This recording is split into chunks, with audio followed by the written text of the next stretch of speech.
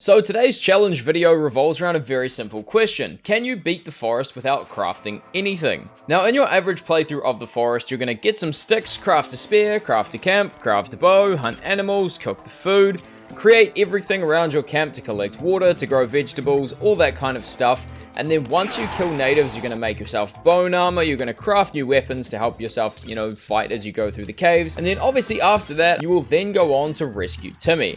However, what if we didn't do that? What if we took out the whole crafting component of the forest and just went bare bones with the stuff that we could pick up? So what will we actually need in order to beat the forest? Well, firstly, in order to navigate the vast cave system that sprawls beneath the map, we're going to need to find a rebreather and also a climbing pick.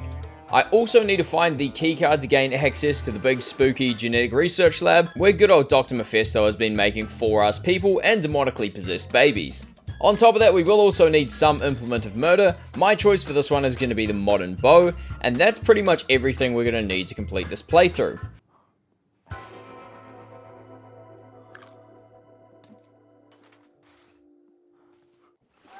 So the basic rules for the challenge are fairly obvious. No crafting whatsoever within the crafting menu, but I also can't place any of the blueprints on the ground from the survival guide to build myself a shelter, a fire, or anything like that. I've also restricted myself to not being able to craft anything on the campfires, so I can't cook meat and I cannot purify water using the pot that you find. However, pretty much everything else is fair game. If it can be found in the world and picked up and directly used, it's all good. So I can refill my oxygen container, I can equip stuff like creepy armor if I get that off kills, and I can also skin things to get other items if I need them. Now, because I couldn't actually place any camps throughout the whole playthrough, I was only relying on the little tents that you can find around that other survivors have left before you. So when I was going through these different sections, I actually died quite a few times and ended up having to restart again. There was also the massive downside of whenever we killed any of the natives, we couldn't just use their bone armor to give us a little bit of extra protection and then push further into the cave. We were only reliant on the health that we initially had at the start, and that didn't often last too long into these caves. But it didn't take me long to fight through those natives and get my way down to the rebreather tank that was attached to a dead survivor. Next to that dead survivor, there was also a very deep pool. This actually led through an underwater cave system towards the exit of the cave. We found a couple of demonic babies and a few more natives floating around. We also ran ourselves into another survivor camp where we found a couple of soda cans and also some extra oxygen. But most importantly from this whole camp is we found ourselves a more advanced axe. Not only did this one do a lot more damage, but it also had way more blocking power. Now this blocking power was going to be a massive buff because we couldn't actually take a lot of hits just because we couldn't craft our own armor. So we really wanted to preserve the stuff that we got, and until we got the bow, it was going to be very hard to replenish what we had. So back outside once again with the rebreather in hand, it was time to head on for our second item. And at this point we found our very first survivor camp where we could save the game. So luckily this time if we died it wouldn't be as big of an issue because we'd still have the rebreather tucked away in our pack. After coming across my second cave, we made our way inside and headed towards the hunting bow. However, I was still missing one crucial component, something that I forgot when I was doing this first little run here. As we went into the cave, we managed to dodge our way past the arms and got through these wooden barriers at the end to the point where we could jump down to safety. And obviously through this section, we wouldn't have been able to make it through if we weren't blocking with that brand new axe we got. The original one just would not have taken this type of punishment, so that's the only reason we got through here. But with a sliver of health left, we managed to make it just down the rope slide until we got to the bottom to safety. Turns out they can actually drop down from the top, land on this platform, and I'd kind of AFK'd for a second. I ended up getting knocked out and dragged away to the cannibal's cave. This actually ended up being pretty good for us because not only did we end up getting a whole bunch more items from this cave that we're going to need for later in the run, but we also got put a lot closer to our climbing pick that we're going to need to get before we got to the modern bow. So after our quick resupply, we made our way to the exit for the cave, headed towards our modern climbing pick entrance and began to delve into the caves once again. And it wasn't long into the cave that we came across our first obstacle, a giant wall that we had to climb down using the climbing pick. So instead I opted to take the quick route. And after climbing down the giant wall, we got very quick reassurance that we were in the right spot, and that was because we saw a climber dangling from the ceiling. So I figured this was probably the right place to look. So after fighting our way through a couple more cannibals, we made it to another giant climbing wall, and perched on the edge right at the very base of it was the climbing pick we were looking for. So I equipped the trusty hairspray we'd found before, and jumped down in the canyon to fight the cannibals off and grab it. After setting all the cannibals on fire, I wasn't just going to hang around and wait for them to put themselves out, so instead I just jumped straight on the wall and headed back up to the top of the cave. After climbing a few other walls on the way towards the exit, we found the rope and climbed all the way to the top.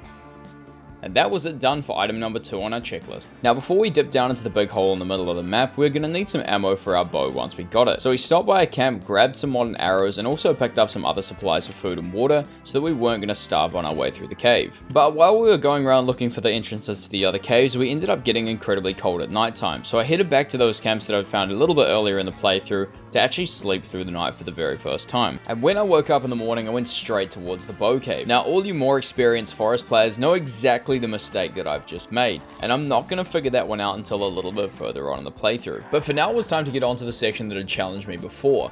The arms were still waiting at the bottom of the rope for me, but I jumped off a little bit earlier and stood up on a ledge. Without access to my bow, I wasn't going to be able to shoot this thing down from a safe distance, so I decided to make a run for it again. Luckily this time we managed to avoid all of the monsters and get through pretty much full HP, and really put our climbing pick to use, making our way down the giant hole. And as we climbed down all the ropes and got to the bottom of the hole, we're actually able to sneak our way past the cannibals that we spotted at the bottom. After that we found ourselves another camp where we were finally able to save again. At this point we were getting very far through the playthrough, so saves like this were going to be really important. We came across a couple more wooden barriers which we easily broke down, and found ourselves in a massive room absolutely chock full of cannibals. However, with this one here we were able to just slip past to the side and run as fast as we possibly could towards the entrance that led us down to where the bow was. I quickly stopped across the water to check I wasn't getting chased by anything, and then dove down into the hole to go and find the bow. When we popped up at the other end, we found another survivor camp. We found some more oxygen bottles, a whole bunch of booze, some antibiotics as well to heal ourselves up, and then finally the modern bow. This was going to make life way easier for us because we could actually sit out of the reach of all the monsters and slowly chip away at their health. I also realized once I got down here I probably didn't need to stop off at that camp to get extra arrows, as we already found a lot of them sitting around this camp. But once we picked those all up, we headed back through the hole and up into the giant room full of cannibals. As we made our way through this section, we ended up coming up to a giant rock wall. I thought I was going to need some dynamite, but one of the arms absolutely smashed this thing to pieces, and then I was able to sit up on a rock behind and slowly tap away at this thing's health with our new weapon that we'd acquired. Now it took us a little while to get it down, but once we had it, we had our very first piece of armor for the playthrough. This was going to be one of my only sources of protection outside of just running away and using meds, so I was very thankful that I could actually use this modern bow to get myself some free armor at this point. And after our first kill, it was time for another. As we rounded the corner, another arms came sprinting straight for us. So once again, we managed to find ourselves a nice little perch out of its reach and slowly tap it down. We grabbed ourselves a little bit more creepy armor off this arms and then opened the giant alien looking door that was next to it. From here on in, we made a mad dash past a bunch of the cannibals and came to a massive opening in the cave where a thin bridge stretched across the whole length. At the other end of the bridge, we found a tight squeeze between some rocks that led out into a day-lit cave. We had to quickly shoot back to grab some extra rocks from beside the cannibals before, but after that we appeared out into the bottom of the giant sinkhole in the center of the map. Now as we roamed around this area, there was a whole bunch of the large creatures here. Now this was going to be great because I could actually skin these to get higher tier armor and save myself up a little bit for the boss fight. Now because we had all this rock cover in the middle, it was really easy here to stand up and get a good shot on these guys. I managed to get one of the arms and also two of the fatties that were sitting in the next area up ahead. So after going through this whole area and gathering up all the creepy armor, we headed into the lake in the center and into the secret cave entrance. At this point in the run, I realized just how useful the climbing pick and respirator were. There were so many impassable objects here that I was not going to be able to get through if I hadn't gathered those, so they were definitely one that I'm glad we checked off the list. Going through the next section of the cave, we also ran into another fatty and another arms. Our stack of creepy arm was starting to get very good at this point. Confident that I was ready to take on the final section, I headed down to the last tent, saved my game, and headed up to the entry to the lab. I forgot the fucking key card. So after taking off the rebreather and all of the other items on the list that I actually needed, it was only at this point that I actually realized I'd fucked up and left this behind. Great times. I really considered just restarting right at this point because it takes so long to get down here, but instead I decided to just bite the bullet and go all the way back up to the top. So back through a couple of the caves, and I actually unfortunately ended up getting into a few sticky situations and losing a lot of my armor on the way because I had snuck past some of the guys on my way down. So as we got back up to the surface though, we went across to the next cave that we needed to go into to get that card and began delving into it. As caves go, this was actually one of the easier ones. Aside from having an arms at the end, it was really just the basic cannibals that we're going up against the whole time. So after a little bit of, slow progression through the caves, making sure I was hitting headshots and not losing too much of my creepy armor, I made it all the way to the end to find my labs card, and it was time to turn around and do that entire thing for the third time now, and head back down to the entry to the lab. Now, fortunately, this one was a lot less taxing on my mental strength because I actually managed to get through this entire thing without losing any more of my creepy armor, which was a massive, massive boost because we were actually down quite a bit at this point. Luckily, though, I was kind of over-prepared for what we're going up against in the boss fight. I had all of my arrows, and I was fairly confident I'll be able to take down the boss without too much issue. Upon arriving back to the door, we swiped our card and went all the way through the iconic orange hallway. And after creeping through a couple of vents, we popped ourselves up into the cafeteria and restocked using all the change we'd found around in the suitcases. This was really useful because, as I said when I was doing my other playthrough, one of the biggest struggles for this was obviously going to be food and water, and that's been really true throughout this playthrough. I haven't showed it too much so far, but most of this run I've actually been getting incredibly close and only been topping up my hunger when absolutely necessary. So feeling well prepared for the boss, I pushed through the rest of the lab. We went through a couple of the children's rooms with a couple of demonic babies on the floor, found another arms, which was very, very easy to kill compared to the other ones I'd found so far, and of course after this we went through the final couple of passages that we needed in order to make our way to where Timmy was being held. And at this point here we were getting close. We only had one major obstacle in our way before we completed the whole game, and that was of course going to be killing the final boss. When we entered the room to free Timmy, we pulled him out of the giant spike trap, lay him down on the table, and realized that we could actually revive him if we found a new live subject. So, it was time to go on to the final boss fight where we'd face Megan.